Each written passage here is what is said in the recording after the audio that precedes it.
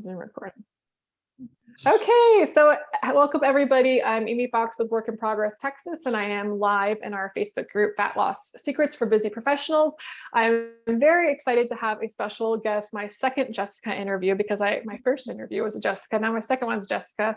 Now I need like a third one. This is Jessica Zabelsky, and I said it right? Zabelsky. Yes. Yes, and I am super excited to interview her, and I wanted to give you guys a reason why I picked her to come into the group, because let's just address the elephant in the room right away. Has she been somebody who needs to lose 20 pounds, 40 pounds, plus or whatever?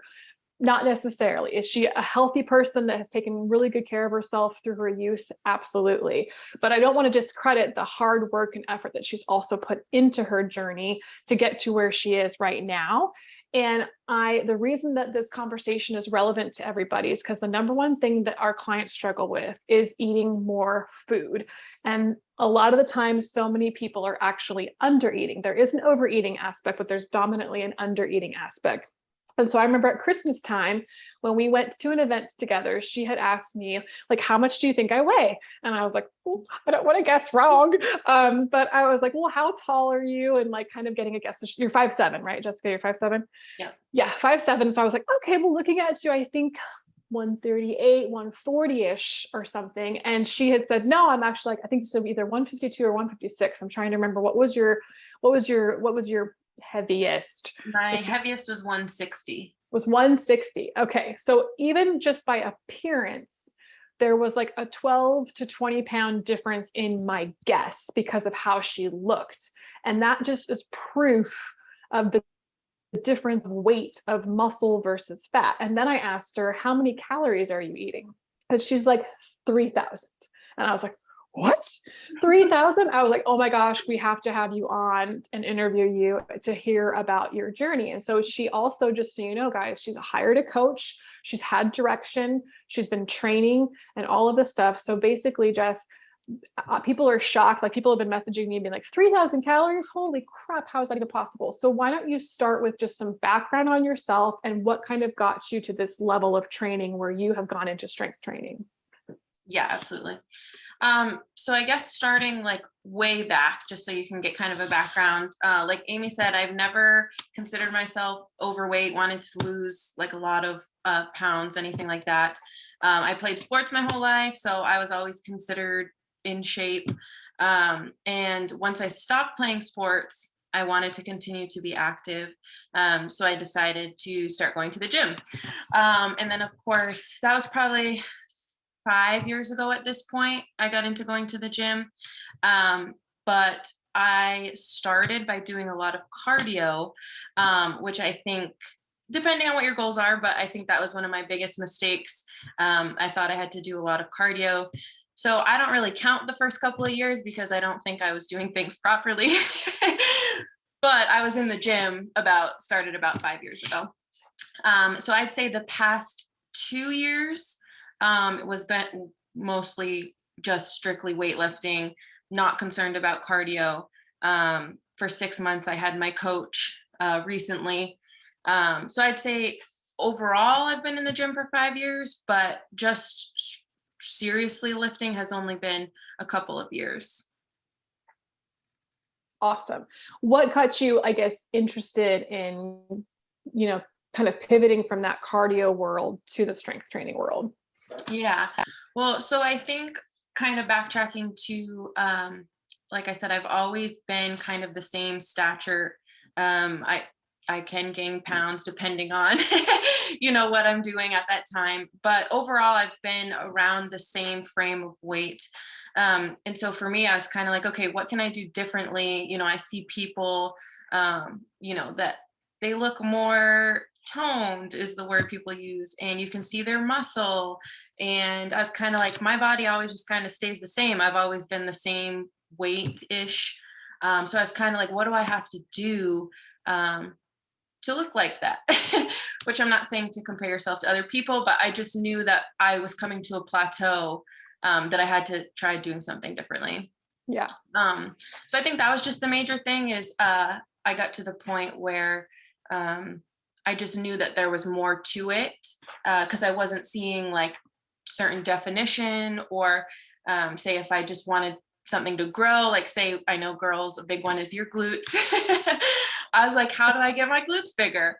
So that's when I kind of just started doing more research. And then, like I said, eventually I made the decision to get a coach once I moved here, which was super helpful. But that's the gist of it. Yeah. Yeah, no, that's super helpful, because I think what I want people to know is like, hey, Jess is kind of at the point where we all want to get to. You're kind of at your goal weight and you're looking to see, where can I make some enhancements? Where can I add some booty? You know, where can I do something different to kind of enhance what I already have? Because that's the ultimate goal, is once we've lost and gotten to our goal weight range, now it's like, okay, now what can I do with my physique? How can I push my body to the next level? So can you speak to what that coaching experience was like? So when you hired a coach, what did it look like caloric wise and training wise to build to the 3,000 calories? Yeah, absolutely. So for starters, I did a 6-month program. So I'll just start that out there. Some people do a year, 2 years, 3 months, 6 months. I just felt 6 was going to be the best for me. Once I kind of get a hold of something in that time frame, I'm good going forward. So 6 is what worked for me. Some people it takes longer, less, but mine was 6. And I'd say, so what it kind of looked like, some of the biggest differences was I was put on a schedule. And I'd say one of the things right off the bat that I noticed is repetition. So I did these same workouts for weeks on end, the same days of the week. So for example, say if I had my split had 2 rest days in it, those other days would be the same muscle group, the same movements each week, each day of the week. So repetition was key. That was one of the biggest things that I learned. And I mean, I had an app. Some people do it differently, but I had an app that I'd go on. She would put my workouts on there, and it would have boxes of that I can put, what the weight was, what reps were, sets, all that good stuff, so that I could track progress over time. So that when I started, I would be like, oh, on this exercise, I did this many reps with this weight. And then at the end of the 6 months, I was like, wow, I'm now at this weight with this many reps. So you could kind of see your strength. But I think that's one of the biggest things, is it was really focused on being repetitive, which some people, don't like to be repetitive, but that seemed to be very beneficial. So that was a big one. And then I'd say, as far as eating, she set me up on calories. She didn't give me a meal plan. I got to pick my own food, but she would give me my macros. So she started me off with, what I had to try to hit for protein, carbs, calories, all that good stuff. And basically what we did was we just continued increasing over time. So, I had a maintenance calorie that she calculated. And each week that I would do a checkup, I would see how it was going. If I felt like I didn't progress or hit my goals that week, we may keep it at that, which that's a big thing too. There's nothing wrong with that. Some people, go at different speeds. So I guess another big one is just like, by her guidance, I didn't change them on my own. She would increase my macros, my calories, a little at a time too, maybe 100 every so many weeks. It wasn't full on all at once. And that was another big thing, is you realize that it does take time. She never wanted to add a lot of calories all within like 2 weeks or so. It was spread out over that whole 6 months. But then eventually when I ended, I was at 3,000 calories. And I honestly was probably in the best shape that I have been in thus far, at least for my goals. I would consider that I was. I started to see like those muscle groups that I wanted defining over my body when I was taking progress pics. My booty grew, and when you start to like, everyone does it. You look in the mirror and you flex to yourself and you're like, oh, like I see a bicep or your back muscles, and you start seeing things come in. But yeah, so I ended at 3,000 calories.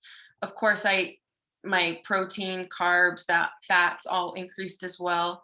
But yeah, that was kind of what it looked like. That's incredible. And so when you got to that, first off, I want to highlight the things that I like that you said is that repetition of the same movements was crucial. And obviously that meant that over time you were increasing your weight and monitoring, you're getting heavier and heavier, lifting heavier and heavier and heavier.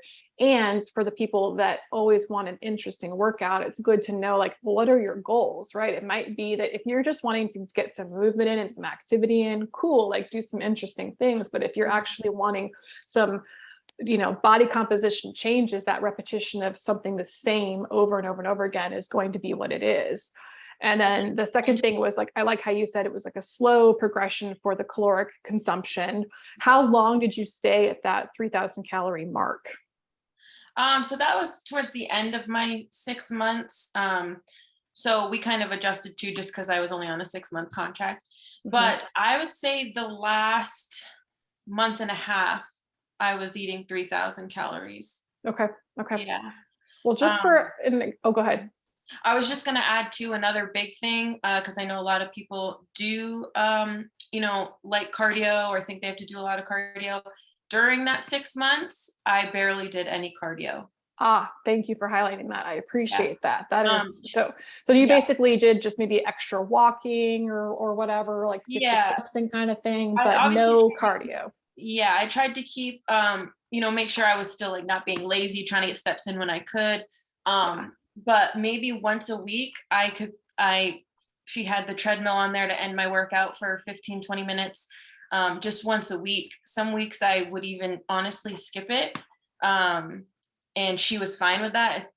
It wasn't like a big thing, but for that one period, I had it like maybe once a week in there. And then towards the end, when I was increasing my calories, we actually took cardio out altogether. So I didn't even do it at all when I was doing 3,000 calories.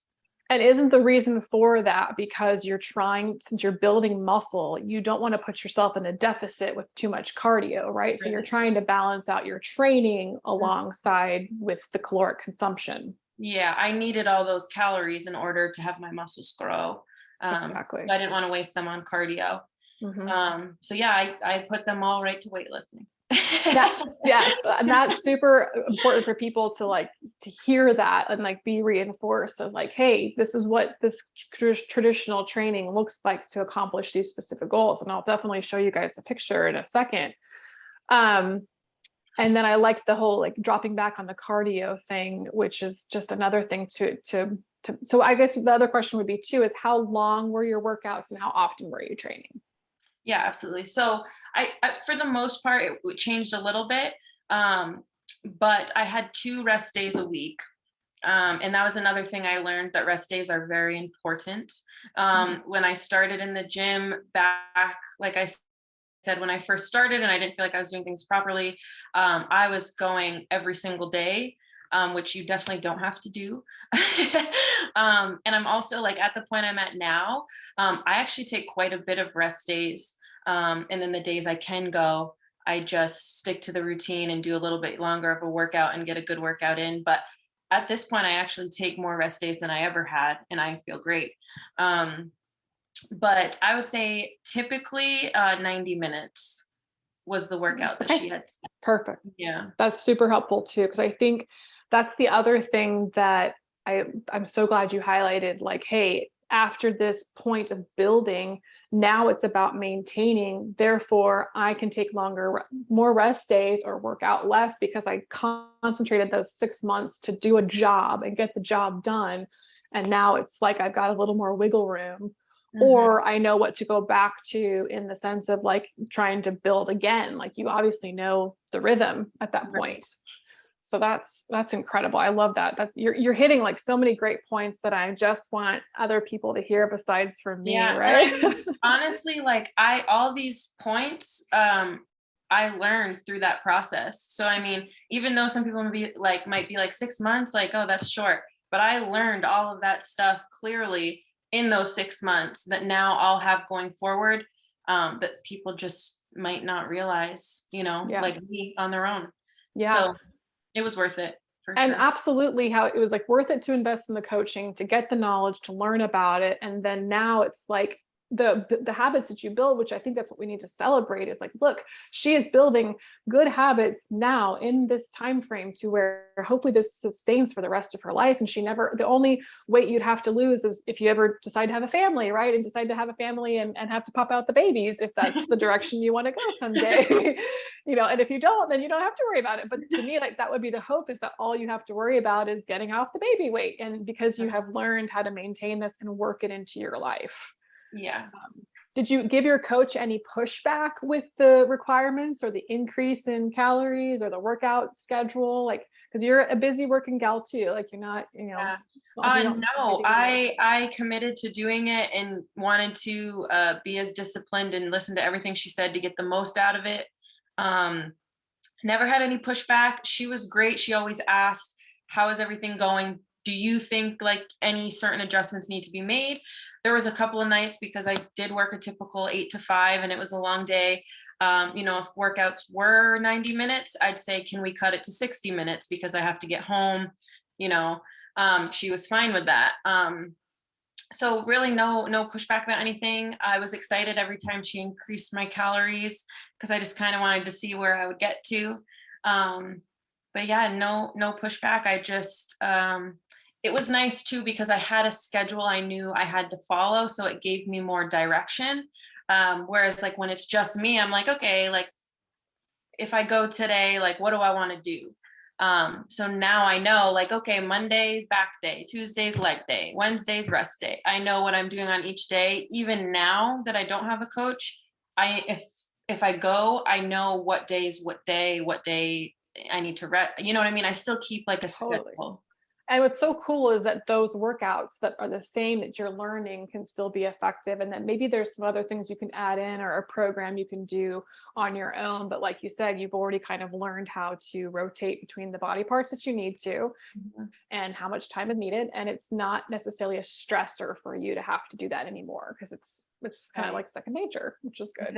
Yeah, it just became part of my schedule. Mhm. And once you get to that point and you start feeling great, and you just kind of realize it's much easier than people think. You do have to be disciplined, but once you get over that hump, like you said, kind of like I'm at now, like I don't have to be going every day, even 5 days a week. I don't do now.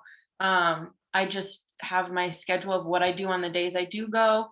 I still watch my nutrition and my water. I drink my Yes. Hydrogen. I love it. I love it. I know I got mine. Got my big one here. I love that. Well, I'm sure people maybe might be curious on the picture, and I'm going to see if I can pull this up. It's through my messages. So you let me know if you can see this. Okay. Can you see that? Okay. Mhm. Okay, y'all. That's great. So she authorized me to share this, by the way, because I know this was for her coach specifically. So obviously there's an underwear shot, right? So we're doing it to the level of modesty that we can, right? Because but girl, rock what you got. But here you guys go. Like, October 23rd, 2021, she took these pictures. And like I said, a fit person who's looking to go to the next level. Like, this is our goal. This is our target. We're getting to the target of like, here we are. We've lost the fat. We're ready to go. What's the next level? And then here you go on March 26, 2022, the pictures that she's sending me here is basically the increase to 3,000 calories. This is her increasing to 3,000 calories. So that is an incredible transformation of muscle build. And you can see, if you have enough time to look at it for a second, going back and forth, like the triceps are starting to pop. The abs are looking really lean. The booty is starting to pop. Like, this is legit, like what she was working towards and was successful.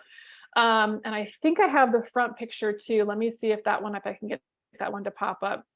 That was one of the first things I noticed, was the booty gains. The booty gains. Who doesn't want booty gains? I'm telling you, seriously. I might just go to my desktop. Let me just do my desktop, so you're going to see yourself in a second. This is kind of like alive. Everything's not perfect, but that's just the way it is. So you can see this right here. Yeah. Okay, cool. So this is basically a front view, you guys, of what that looked like. So if we're looking at somebody who's eating 3,000 calories, you're thinking that the consumption is going to backfire, but because of her goals and where she was at, like, this is her ability to build the muscle and to keep working at it. One of my I- biggest things about that oh, picture, yeah, go ahead. that's okay, is that I could see my waist was smaller, like Mm, shaping. no, And yeah. just thinking that I was eating 3,000 calories, everyone thinks it's gonna go to their stomach. Yep. But I was one of my thinnest there. Yeah. That's just crazy. Sorry for like, sorry, too funny on this spot. I apologize, Jess. You're so gracious even because nobody likes to send before and after pictures. Maybe I should have put a smiley face there, but I wanted people to see like the definition too. Like the thing is like, again, 3,000 calories, like you're eating and consuming 3,000 calories, and then you are on a regimen of resistance training, basically 5 days a week to get to these specific goals. Now you're at a point where you know what your nutrition needs are. You don't have to go as frequently, and it's about maintenance. And until there's something specific that you want, you're happy with your physique, which is amazing, and that should be celebrated. That's, I'm so proud of you. I think you're making some great points. So I would say, if you do have any, as we kind of wrap it up a little bit, do you have any encouragement for women who are hesitant? And I'm talking to women specifically here. We do have guys in our groups too, and guys and clients that we work with that are men. But do you have any words of encouragement for women who maybe are resistant to trying to eat more when it's being suggested to them by their coach? Any advice on it? Like just encouragement or advice, like what you can, as far as like, it might be something as simple as just trust the process, I guess, but it's, I think, Yeah. from your perspective, because you've done it, like, Yeah. I think it's always easier said than done. That was a big thing though. My coach always said to me, just trust the process, trust the process. And every week I would just be like, okay. So that's a big one, is that you kind of just have to go with it, because once you see it, it'll all make complete sense, kind of like it did with me. I did little habits here and there. Not necessarily specifically for that, but just to make the overall process easier. Like for me, like I said, I specifically bought the Hydro Jug. I made sure to drink 2 of these a day, which, working out, it was actually easy. But I purposely brought it with me everywhere to make sure I got enough water, which water also helps you cut down in that process.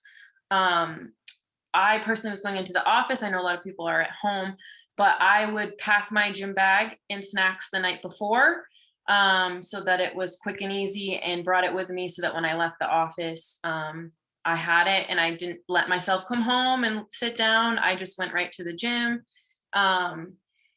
But I think as far as eating, I tried to make it as enjoyable for me. I picked out what foods I like the most. Of course, my diet's pretty strict, gluten-free and lactose intolerant. So I tried to yes, make it as enjoyable as possible. And I think that's the thing too, is when people think of it, they're like, oh, I can only eat veggies, or I can only eat this. Like, I don't eat any salads. I personally love fish, so I just got what I liked, and just made the best of it. I didn't restrict myself. With that said, I don't eat a lot of like sweets and stuff because of my allergies, so that obviously probably helps me. But things that I could eat that were sweets, I just didn't even buy them, so that they weren't in the house. And then after so long, you don't even want them. But the stuff I did make, I just made it fun, like seasoning stuff, and use the air fryer, do whatever you can. yes. I think the biggest thing is finding some good snacks that you like. And I always kept them on me, like protein shakes, protein bars, granola bars, things like that, so that in between whatever my schedule was, or leaving the gym or whatever, I could just quickly grab something and eat it, a banana, whatever the case was. But I just always made sure to have snacks with me, so that I was like hitting my calories. Yep. And then for my portions, I would always just put extra on my plate, because once it's in front of you, it's easier to eat. Yep.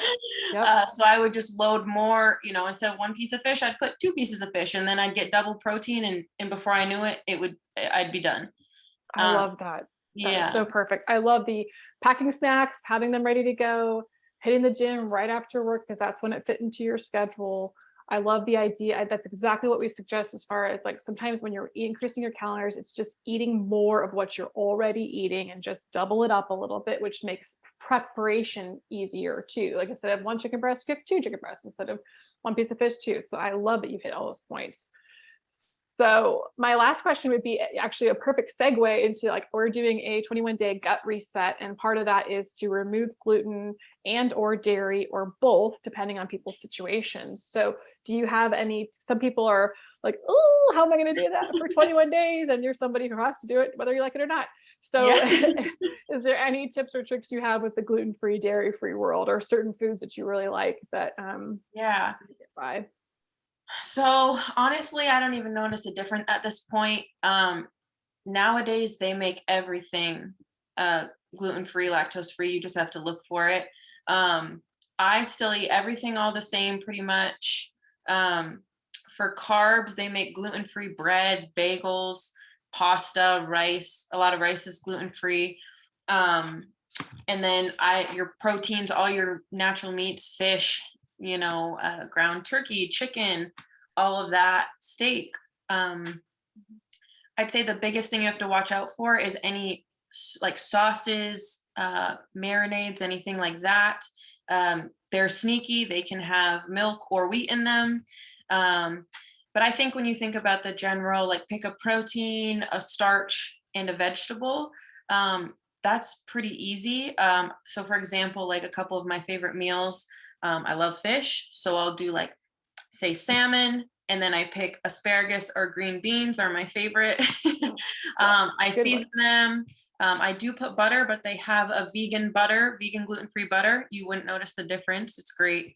And then I personally like rice. White rice is still lower in calories, so you can put more and still not be overdoing it like pasta. But I'd say white rice is my main starch. And like I said, if you season things differently or put butter, oil, whatever you choose, that also helps. But yeah, I mean, they make everything nowadays. Milk, you can get dairy free, anything really. Yeah, is there anything that you're thinking off the top of your head that might be tough?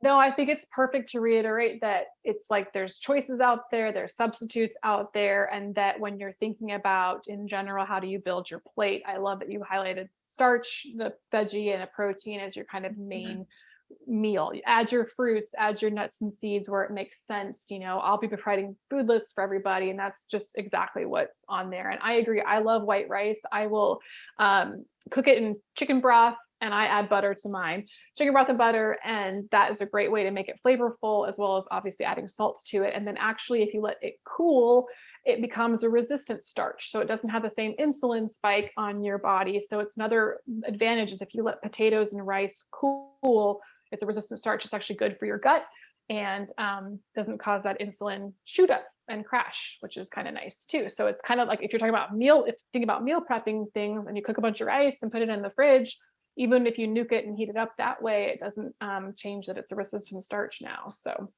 That's just an extra tip. Yeah, that's another good point. I'll throw out there that I'm a big meal prepper. Even now that I don't have the coach, I still meal prep. I make things, I guess, in bulk for the week. But when I say in bulk, I'll buy, like, for example, a big thing of chicken, throw it in the crock pot, put it in containers, make a couple things of white rice, put it in containers, and then for those 5 days, I already have chicken and rice in a container, and I can just pick what vegetable I want. So that's a big thing too. I always meal prep so that I have Love things it. ready.